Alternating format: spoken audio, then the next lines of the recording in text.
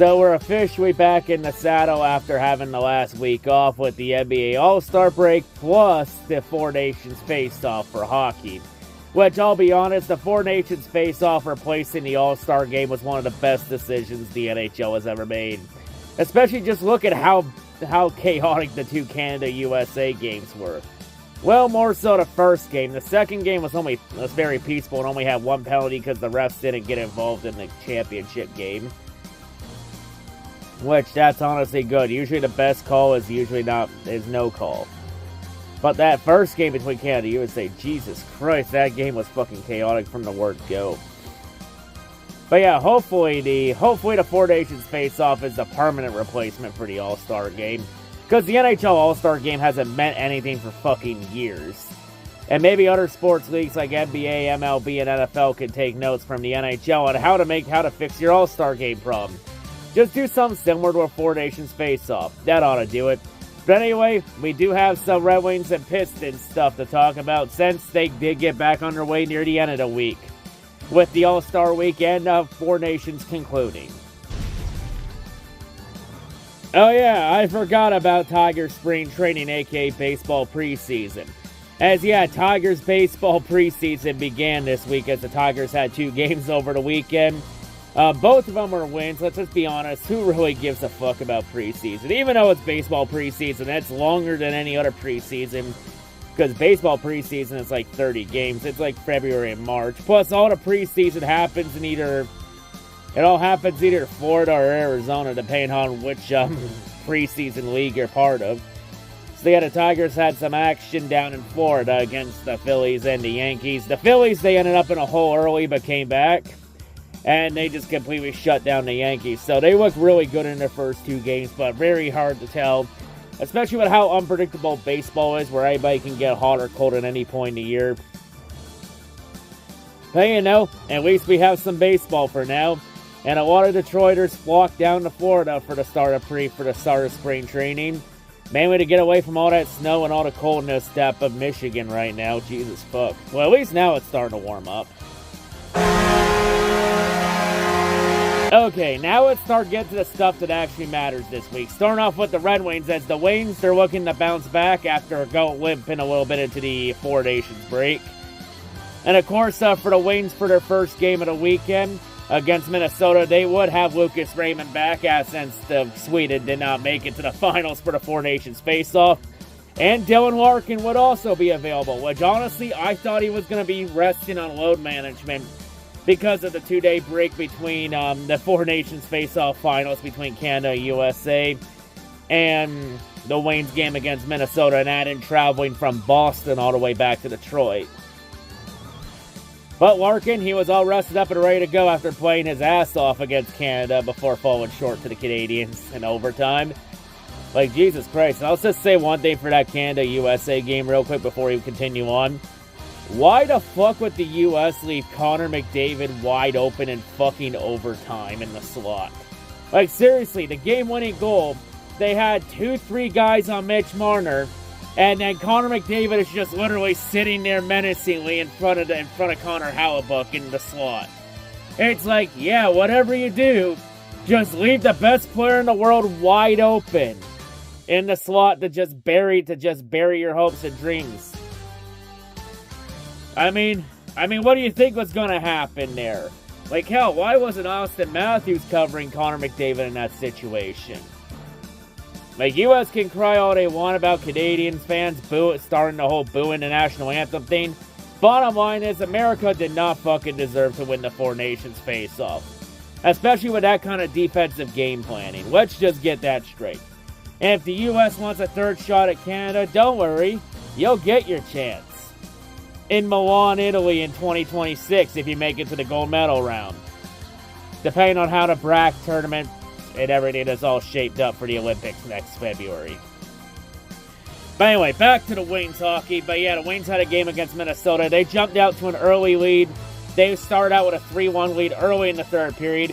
We even had Alex DeBrincat not only score a goal, but he also sent Brooke Faber to the Shadow Realm with a very clean textbook check that caused a little bit of shenanigans.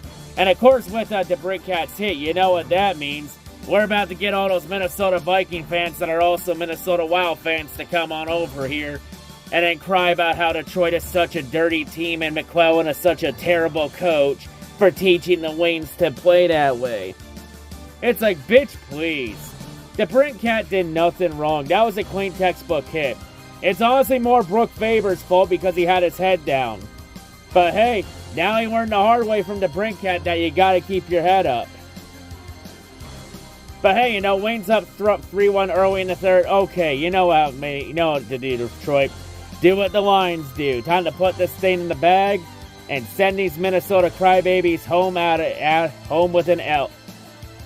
You literally collapsed right after that. After all that momentum, you collapsed to let Minnesota back in the game, where Minnesota scored with an extra attacker on a delayed penalty, and then Minnesota scoring with an extra attacker in the last minute with an empty net. And then you let in one of the worst fucking overtime goals in recent memory. That is an absolute blooper. Where the player lost control of the puck, and then it slowly rolled its way past Cam Talbot in the net. Jesus fucking Christ, that is fucking pathetic. You had a whole week off, and you do that against Minnesota. All that just for nothing. God damn it. And then Sunday we have our second game of the year against Anaheim. And the Waynes, they got out to an early lead once again against the Ducks. And wouldn't be surprised, and if you're not surprised, the Waynes would completely blow the lead. Like, Jesus Christ, what is it now with the Waynes all of a sudden choking third period leads? Like, can the Waynes actually fucking not blow a lead for once and actually finish a damn game? They let Anaheim back in this game. Anaheim tied and enforced overtime. But Patrick Kane was able to bail Detroit out from this choke job by scoring the game-winning goal in overtime with a minute left to save Detroit from more embarrassment. Thank fucking God. I don't think Detroit could have handled another fucking second straight choke job in 2 days. But yeah, in the end, the Waynes got 3 out of a possible 4 points. And they don't really gain too much ground in terms of that very competitive Eastern Conference wildcard race. They're still 2 points up. They're still 2 points to the good for a wildcard spot, and they're currently the first wildcard as they have now passed Ottawa in the standings. Still a lot of work to do, especially with the trade deadline coming up in a few weeks. It's hard to tell what the Waynes will do. They're not really in a position to sell, and they're really not in a position to buy. They're just in the middle of sell or buy. Really tough to see. We'll have to see what Steve Eisman cooks up, that's for sure. Detroit basketball! Now we get the Pistons basketball to end this out. And well, the Pistons, they get right back on the saddle as they go on the road to face San Antonio. And don't worry, folks, I have cracked down on how San Antonio has become complete goop in recent memory. It's pretty easy to explain. They don't have Greg Popovich. Greg Popovich suffered a stroke in November. And now he's out for the year because of his health conditions. And possibly that might be the end of his coaching career. Honestly, that should be his coaching career. That should force him to retire. Honestly, I'm not even surprised that he got a stroke. I knew that was coming from a mile away. I just didn't think it happened this damn soon. Like, that old bastard needed to retire years ago. Like, he's been fucking coaching for way too goddamn long. Like, honestly, that Popovich should have fucking retired a long time ago. But hey, regardless of what happens, he's still one of the greatest coaches in NBA's recent memory. And the Hall of Fame will definitely be waiting for Popovich in the future. But hey, even out Popovich out, it ain't the end of the world for you, Marco Averis. You still got Victor Wembanyama, so I'm not too concerned about you. Now's not the time for you to panic. Forget what I just said. Now is the time for you to panic, Mark. God damn. I didn't even know Victor Wembanyama had a blood clot on his right shoulder. Didn't seem to affect him at the All-Star game when he blocked that blockade shot. Jesus Christ. But I guess there might be more effects in the long run. But yeah, of course, and with Victor Wembanyama out, yep, that means the Spurs season is officially fucked. Don't worry, the Pistons are just going to take the belt to ass and just beat you by about 20 points. Well, it was 20 points for most of the game. Even though San Antonio tried to cut it down a little bit at garbage time, But all that did was just make that fucking blowout a lot more closer than it actually was.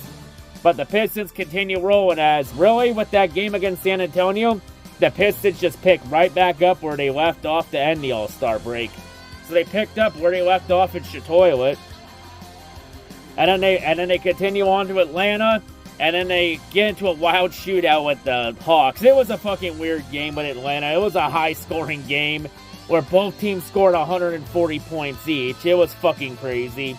Both Trae Young and Cade Cunningham are going out at it, with Cade dropping 38 points on them. But in the end, Detroit was able to outlast Atlanta because the Atlanta Hawks are just like the other Atlanta Bird team. When it comes to crunch time, all the Atlanta Bird teams do is just choke. And the Pistons took advantage of this said choking and got the win against the Hawks. So now with the Pistons getting the win against Atlanta, the Pistons now go to 31-26, and now the Pistons have won 6 games in a row, which marks the first time the Pistons have had a 6-game winning streak since the 2014-2015 season. So yeah, the last time the Pistons had a winning streak of this kind was almost a decade ago. God damn, it's been a hot minute since the Pistons got this hot. I don't know who, but somebody definitely let the Pistons get hot. And of course, with that, the Pistons also gained more ground on Orlando in terms of that battle for the 6th place in the Eastern Conference to be top 6. So the Pistons don't have to worry about that stupid play-in tournament, as the Pistons are now 3 games ahead of Orlando for 6, so the Pistons got some ground. But of course, though, the Pistons, they could move up as high as 4th in the coming days or weeks or games, as they're only 2 games behind Indiana for 4th in the Eastern Conference, and that would also give them 2nd in the division, because they're still 4th in the division in their division right now. But Milwaukee and Indiana aren't that far away from Detroit in the standings. Cleveland is pretty far ahead in the standings because Cleveland is fucking beast this year. But yeah, the Pistons continue to roll on. Detroit basketball is back in business. And maybe the Pistons might have something to... Maybe the Pistons could have something to say about the top sports team in Detroit argument. Like I said, Pistons fans, win a fucking playoff game first and maybe a series. And then we can talk about that. Do those 2 things first, and I'll consider throwing the Pistons in the conversation and throw a bone there. That's the first step if the Pistons make it to the playoffs this year, is to win a game. And no, the fucking play-in tournament still doesn't count, no matter how many fucking arguments and pleas you want to make to defend it. It does not count in my book. It's playoff games or nothing. Like I said before, it's not worth making the playoffs unless you're actually going to fucking do something. But yeah, anyway, the Pistons continue to roll on as the second half of basketball season begins. As now we're getting into that race to find out who will be in the dance for the NHL and the NBA, and who will be sent to the elimination station and sent to the draft lottery, to the Rake Dash draft lottery, and in the NBA's case, who will be sentenced to the stupid play-in gimmick tournament. All that and more will be answered in the next 2 months. But one thing's for sure, don't get eliminated. See you next week.